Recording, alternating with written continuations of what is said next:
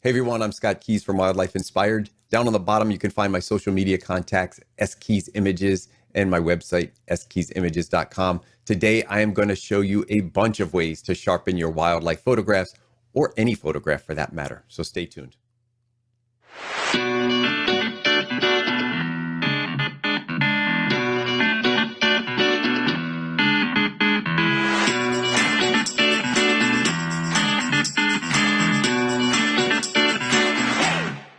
Now, before I show you all of the ways that you can sharpen an image, I want to let you know there are even more than what I'm going to show you. Like so many things in Photoshop, there's a lot of ways to do similar things, and sharpening is no exception. With wildlife photography, a lot of times we want to sharpen some details, the eyes, the feathers, maybe some of the fur. And there are so many different ways to do that. Now, I'm going to show you some ways in Camera Raw or Lightroom. I'm going to show you how to do it in Photoshop itself with some filters. I'm going to show you a third-party piece of software, Topaz. And then I'm going to show you a comparison between all of them. Like everything I do, I try to avoid getting too nitty-gritty into the specifics and the technical sides and just show you the results. Now, I did play around with these. You're going to see when I pull up my Photoshop window in a minute, there's a lot of layers. So I've spent some time with each layer trying to get the best sharpening that I thought, again, with my eye, that I could find, and then compare them. I also want to make a note that I have already done a video on Topaz Sharpen that goes in depth to the different modes and how it all works. So I'm not going to go, this is not a Topaz review. While I'm an affiliate of theirs, the purpose of this video is actually just to show different ways to do it. So it's not a Topaz endorsement or recommendation, but I also, to be fair, want to compare that product to the other methods because it is a very popular sharpening technique as well. So, okay, so I'm going to pull up the first method, which is the Adobe Camera Raw Sharpen. Now, this method is when I say Adobe Camera Raw, I'm going to use it through the filter menu up here in Photoshop, but it is the same engine as Lightroom. So if you're doing this in Lightroom, you can do the exact same thing.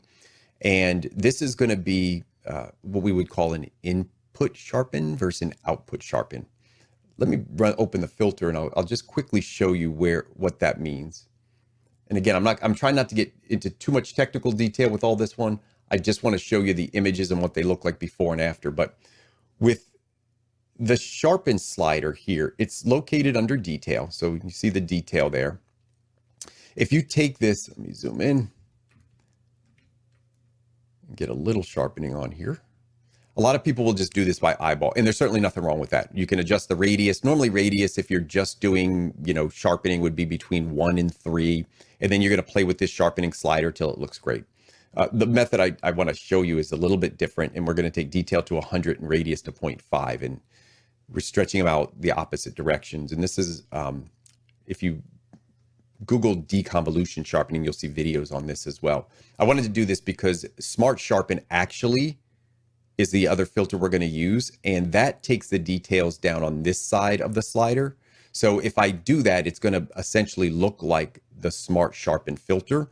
And so instead, I'm going to do it another way, which is to do this to the right and do deconvolution sharpening. And I'm going to bring up the sharpening until it looks sharp. And this is all eyeball now, so there's no exact setting. It depends on the size of the subject, the amount of pixels in the frame, the resolution of your camera. So all of those things will vary in terms of how much sharpening you want to apply. So I'm going to go somewhere in here. I am not using noise reduction for the purpose of this. You'll notice when I use noise reduction, the image tends to get soft. So I have to compensate with sliders, and I don't like that look. What I prefer to do normally is take the noise reduction and mask it in later. So I will use noise reduction globally and then mask in the sharpening later.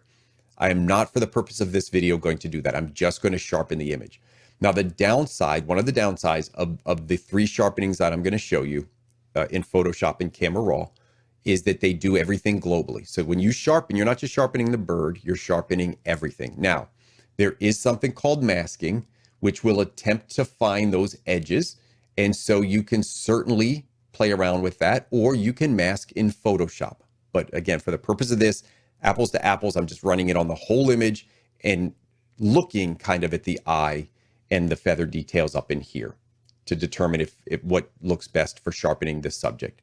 So I'm going to leave it right around here. 40, radius was 0.5, details was 100. So I'm going to go ahead and open that. And that is my camera raw sharpen. I'll compare that to the original. So there's the original. And there's my camera raw sharpening. Definitely sharpens it up. Adds a little bit of noise up in the eye. So again, that's where some of that noise reduction might play in. And you could certainly be very selective and create masks, which I often do to pick the sharp parts and the not sharp parts. All right, let's go to the next one, which is the Smart Sharpen filter. This is going to be up on the filter menu, sharpen. You're going to see two there, one unsharp mask and one Smart Sharpen. Very, very similar in what they do. Unsharp mask has been around longer.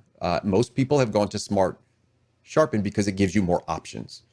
You have things like the ability to go into shadows or highlights. I've set everything else out, and I'm just working with the top three sliders on amount, radius, and noise and reduce noise. I'm going to pull the noise reduction off because, again, I'm trying to avoid that. And I'm going to set this radius now somewhere between 2 and 3. And I played around with this a lot. And on this specific image, 2 looked to be the best. So I'm going to put it at 2. Oops. There we go. Okay, so now I brought Smart Sharpen back in. I put the settings in there, 290, 2.0, and 0. Again, you can use the noise reduction in that slider. I am not putting it in, and it may help your image there. But again, I'm trying to just, at the end, I'm going to try to pick the best version, and I may go back in and add some noise reduction to that. So that's 2 ways to do it. Adobe Camera Raw, Smart Sharpen filter, also unsharp mask, very similar, but Smart Sharpen is probably the more popular choice. Now, the next one is kind of an old school way of sharpening. It's called the high pass filter. Been around for a while. I've used this one for years and years and years. Guess what? Still works. I'll show you. Go to your filter menu. You have to work off of a layer and a copy. So there's my original layer. I am going to copy that. Unlike the other two where you're changing the pixels in the actual layer, this one's going to apply an effect on top of the original image. So that's where this duplication is going to come from. And you'll see that happen in a minute. So I go to the filter menu. Oops, make sure. There we go. Filter and other high pass. Now this is where it gets a little tricky because there is no setting for it. There's not like put in 1 pixel or put in 5 pixels. It's going to be between 1 and 5 pixels generally. It depends on the size of the subject, the number of pixels, the amount of resolution, and the scale of the subject in the frame. So if it's a big headshot, you might be able to go up to 4 or 5 pixels. If it's smaller in frame, you might be down to 1 or 2 pixels. As a general rule, if it's an uncropped, unsized image, so if I'm dealing with, 4,000, 5,000 pixels on the long side, and the subject is, average size in frame, about 3 pixels works for me. I actually have an action that I run at 3 pixels. And this one I played around a little bit, and 3.4 looked right. You'll know when it's not right anymore when you start to see the halos. If I start getting up at 8 pixels, you'll see those halos start to pop in. When I dial it down, I keep going until I see those halos start to fade, and then I know I'm about right. So there it is, 3.5 pixels, and I apply it. Now, you notice when I applied it, I brought it back in. It's still the same kind of grayscale overlap. And all I've done is I've extracted what they call the high pass, or the details, essentially, from the image and put them onto a new layer. Because the rest of this is at a 50% gray, you can choose a blending mode, which will blend those two, and either overlay, soft light, or hard light will do that. So overlay's kind of the standard. You can also do soft light. So soft light, a little softer, and then you'll see when I did hard light, it made it a little more aggressive. So there you go. I'm going to choose overlay. And now you'll see in my layers down here, it's 2 different layers. So I've grouped them. So they're functioning as one, or you could merge those 2 together. So I could merge the high pass layer onto the original, but you do have to have both existing in order for it to show, because without it, the high pass filter is just this gray screen with texture. But it works very well. Let's look at the original. There's the original. Now let's look at the high pass. It certainly worked. Let's compare the 3 we've done so far. It's the Camera Raw Sharpen. That's the Smart Sharpen. A little aggressive. And there's the high pass filter. Smart Sharpen, I have it. It's got the most sharpening, but I'm going to play around with that a little bit more and see if I can get some of that noise out of there at the very end. I do like the Smart Sharpen over the ACR Sharpen. And that high pass filter, it just always works. It's always there. All right, let me quickly show you Topaz. I did a video on this already. I am an affiliate. I'll put a discount code in there because if you use it, you know, there's an affiliate link that I get credit for. But I'm not going to spend a lot of time in it. There is another video on this one. So find out. I'll actually put a card up at the top.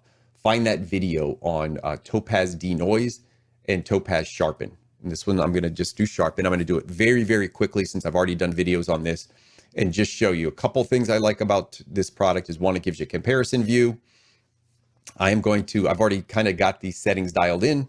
So I'm not going to go through them all, but you'll adjust the sliders here, pick a setting. This image does not have motion blur, so that's not even an option for me on this one. I'm going to use out of focus and too soft and see the best sharpening I can gain from those. Now, as a caveat, this product will reduce noise even if you tell it 0. So I put 0 noise reduction in there. It will reduce noise no matter what. I can slide that up. The nice thing about Topaz is it tends to do a good job recognizing subject and background. So instead of masking a lot, it just kind of figures it out. So I will give them a plug on that one because I do believe that's one of their biggest advantages. Now, this is what the first one looked like. Let me go back. This is the original. There we go. And then that is the Topaz out of focus at 55. Now, notice back here in the background, I don't know if you'll be able to see it in these neutral colors. It wasn't consistent and uniform in the background. It actually tried to sharpen some areas. So we would certainly need to mask this because the background doesn't look great. The subject looks okay. It's got a little bit of artifacting around here. So from a distance, I'll show you. Let's get right there. Okay, so from a distance, that looks nice. Sharpened it up. Here looks nice. Sharpened it up. As I get in closer, it doesn't look as great. I preferred the one that says too soft. There. And this is very subtle. The original and the sharp. This was the most subtle of all of them. And that was done at, I think I ran that through at 85. So I liked that one because I thought it was the most subtle of all of the sharpening, but it didn't quite sharpen as well as the Smart Sharpen did. So what I decided to do was I'm going to take the Smart Sharpen and I'm going to compare that up here. I'm going to pause the video. I'm going to go back in and see if I can get this one dialed in with noise reduction to compare it to Topaz Sharpen with noise reduction and see which one comes out on top for me. All right, so I'm back and I dialed in the settings and I got two that I thought, all right, I'm going to put these two head to head and let's see which one I personally like better. A lot of this is subjective. I don't want to go crispy on this, so I'm trying to keep it modest. I actually dialed down the Smart Sharpen a little bit more and I added the noise reduction option back in because if I'm going to mask, I want that eye sharp and I don't want the noise that comes with it. Now, I could mask the background out very easily and do noise reduction to the entire background and then just mask in the subject. But with the eye, that's different.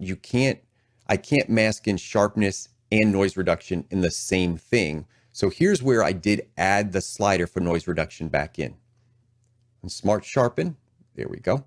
That was the best I could come up with.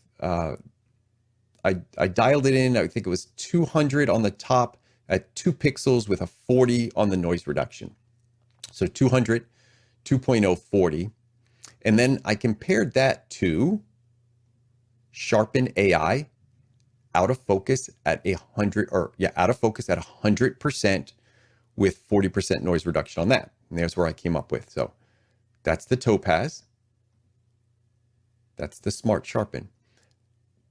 I think Smart Sharpen added a little bit more noise, but made it a little sharper.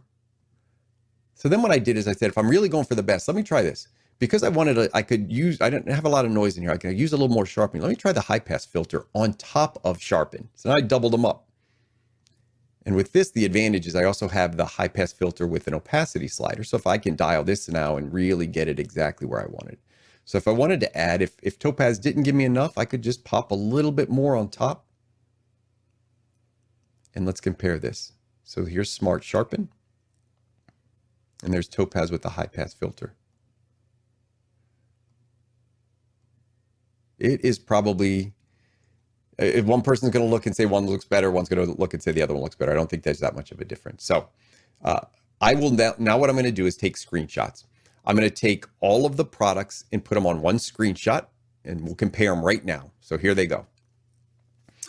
And then I'm going to just walk through each of these modes and tell you, as you're comparing, what I think the advantages and disadvantages are of these. So Adobe Camera Raw Sharpen, you can do this a little bit with your input sharpening. So I would say it's very safe to do this in the beginning of your workflow at a very modest level. If you don't go crazy with it, it's not going to hurt you. Bring a little bit of this in.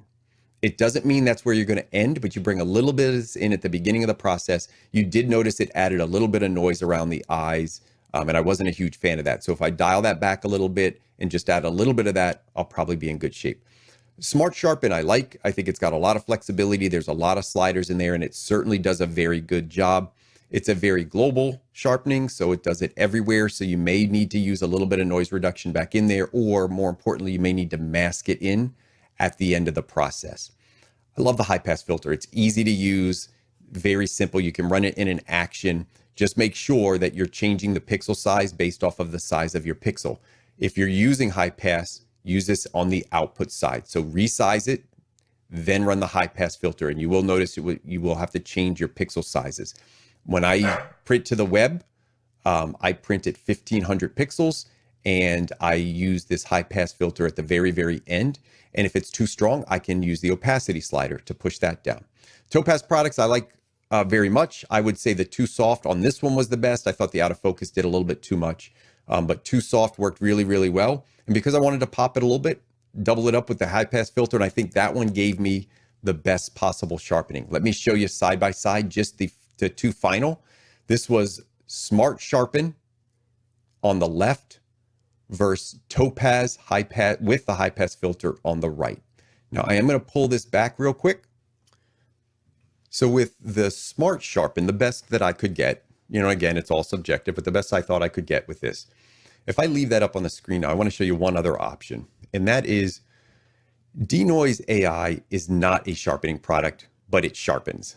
And there's a AI Clear is one of their modes. Now it's a kind of I've always said it's a one-stop shop. It does a lot of different stuff. And I think it's fair to compare that because I use that in my workflow. So for my social media posts, which I'm not going to spend a ton of time on, I post every day. I don't have time to make every edit perfect. So speed is important. And here's what AI Clear does. It will clear up the background and it will sharpen a little bit. So watch the details. That was the best I could get out of Smart Sharpen. And AI Clear does a better job with noise reduction. It cleaned up the eye really well, and it gives me great feather detail. So it's a great one-stop shop. Now, is it perfect? There is no perfect. Every one of these has a negative, and everyone has a positive. The negative with AI Clear tends to be around color artifacts, which get introduced here. There are some workarounds. I teach on Patreon, I have a subscription service. I teach you kind of how to work around some of this stuff. So you can remove that blue pretty easily. And that's actually what I do because it's easier for me just to run the AI Clear. It's the sliders, or it's not even sliders, it's just a couple settings and it's real easy. And then I just go in and clean up the blue real quick if it's there. And that's normally what I do. So that's my workflow typically. If I'm doing a large print, I will take the time to go in and make sure that I've got the sharpening right if I'm using it at all. So when I do want to do prints, I will make sure that I re-edit from scratch. I don't use the same formula that I use for my social media posting. I will go in from scratch and re-edit just to make sure that it technically looks solid. So anyway, that's what I got for you today. Hope you enjoyed the side-by-side comparisons. I find them real helpful. You may want to go back to that section and pause it and just kind of look at the different sharpening techniques. I think one of the things to take away from this is just like so many things in Photoshop, there's so many ways to do things, and it's fun to explore and it's fun to play around and it's fun to learn. So go in and play around and see which sharpening technique works best for you. Maybe time is a factor. So maybe you want something that's just quick and easy. Maybe you're just incredibly focused on the details. So you're going to go in and make sure you find the one that just gives the technically perfect final product. So whatever it is, I just encourage you to continue to explore, play around in there a little bit. And just thanks. Thanks for all your support. I really, really do appreciate it. If you like the video, please make sure you go down and hit that like button. subscribe. If you're not subscribed to the channel, it's a no-brainer, not only for this kind of content, but there's so many great guests that I have on. And I hope you get a chance to look at some of the interviews I've been doing and have done in the past. So thanks for your continued support. And I hope we can continue to find inspiration in wildlife together.